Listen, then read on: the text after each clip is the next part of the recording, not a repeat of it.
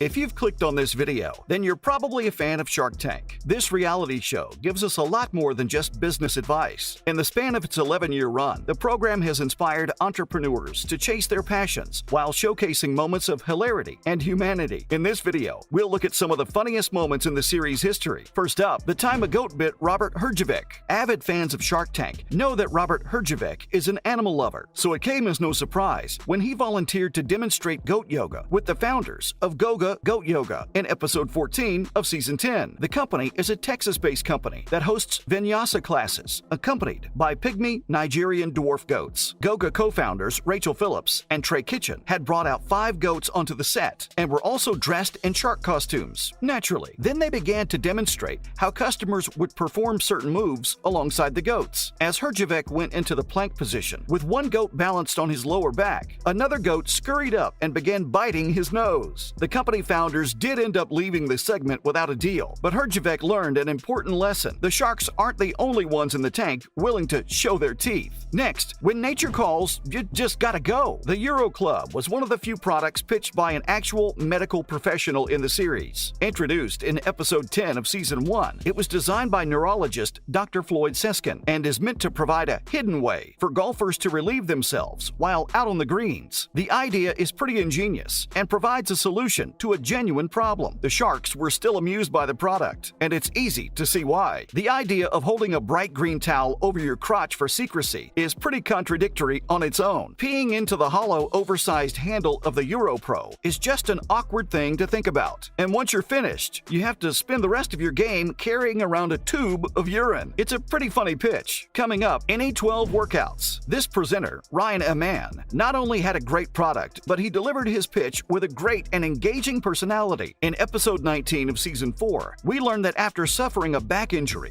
he came up with an exercise program that let him get back into the rodeo industry, but also helped with his lower back pain. From beginning to end, there was a great energy in the studio, including some full-volume yee-haws. Overall, it was an enjoyable and funny episode. And now, does anyone need a cat drawing service? In episode 2 of season 3, we are introduced to Steve Gadlin, who is arguably one of the best entrepreneurs to ever enter the tank. There just isn't anything not to love about this silly guy. His business idea is amazing, and his presentation was bold, innovative, and delivered with his own personality. Steve not only delivered his pitch in the form of a song, but he also danced around as well. He won over Mark Cuban instantly with his awkward charm. All of the sharks were having a great time, and the viewers were too. Oh, his business idea? As he sang about, he basically wants to draw a cat for you. For a small fee, Gadlin himself will draw you a cat. Well, there's a product we can all get behind. And now, for when 2 entrepreneurs got the sharks to eat dog treats. Justin Miller and Tom Simon didn't tell the sharks that the crunchy cookie they were sampling were actually intended for dogs. The pair made this hilarious move on episode 14 of season 10, where they were hoping for $50,000 for 20% equity in their bake-at-home dog treat mix company, Zookie's Cookies. While the investors didn't actually love the taste of the product, guest shark and dry bar founder Allie Webb agreed to invest in the North Carolina-based business. She offered $50,000 for 30% of the company, and the founders happily agreed to the deal. Let's talk about that time when Haven's demo went terribly wrong. The co-founders of Haven, maker of a smart door lock, wanted to show the sharks that their invention was superior to the traditional deadbolt locks on the market. An experienced intruder can get in about 5 kicks. The co-founder Clay Banks said on season 10, episode 18, he then stepped aside so his partner Alex Bertelli could kick down the door. Bertelli hurled himself at the door more than 10 times, even using the assistance of a heavy stopper, but unfortunately had no luck. Looks like we don't need to buy this product, John said, as his fellow sharks doubled over in laughter and wiped tears from their eyes. The co-founders later learned that the display door had been over-engineered by Shark Tank set producers, which caused the embarrassing but funny disaster. Despite the failed demonstration, the entrepreneurs were able to save their pitch and win respect from the investors. They didn't walk away with a deal, but like Mark Cuban said, they did manage to make Shark Tank history. And now, some people just don't like squirrels. Squirrel Boss had the sharks entertained right from the beginning of the pitch. In season 4, episode 24, Michael DeSanti described squirrels who eat from bird feeders as if they were public enemy number 1. As soon as he revealed his disdain for the bushy-tailed animal, the sharks were rolling with laughter. When he got to his solution for the problem, the laughter grew. DeSanti invented a device to deliver a harmless static correction to any squirrel brave enough to steal your birdseed. Coming up, the time when we were introduced to horse pants. We aren't too sure of what exactly inspired Jimmy Kimmel to visit the set of Shark Tank for this episode 6 of season 6, but it was one of the most iconic moments on the show. Kimmel's fictitious product is a line of business casual slacks, but for horses. Horse pants solve the embarrassing problem of having to see animals in their natural state. The pitch was hilarious and included an anecdote about Kimmel and his family feeling uncomfortable when looking at naked animals. The sharks were already having a great time, and then a live model arrived to demonstrate the product. A horse walked onto the set with, you guessed it, a pair of trousers on. It's safe to say that the sharks were in stitches. And now, let's talk about some interesting underwear. The creators of Bird Dogs were hilarious in a number of ways. Some of them were less intentional than others. In Season 9, Episode 13, we are introduced to their startup. Their product is a line of casual menswear, but in fun colors. Their primary product is a line of shorts with a comfort liner. The liner is supposed to replace the need for underwear. The creators included several strange claims to their anatomy, which had the sharks laughing. We do have to say, Bird Dogs do have some great features, like the moisture-wicking fabric that dries faster than a swimsuit, and some large zippered pockets. The product is great looking and functional, but the tone of the pitch is really what made the founders shine on stage. At one point, the inventors dropped a watermelon through their product, making a huge mess. The demonstration was practically designed to fail and get a laugh out of the audience. Coming up, a product that solves one of life's most irritating problems. The greatest products exist to solve a problem. The more common the problem, the wider the market. Most people wear socks. Everyone who wears socks has one particular issue. Socks always end up disappearing. So in Season 1, Episode 8, came Edwin Heaven to solve this universal issue. Edwin's product is a package of 3 identical socks, known as Throx. In theory, this is a great product that solves one of life's most irritating first-world problems. The sharks saw it as a one-off novelty gift, hardly a basis for a company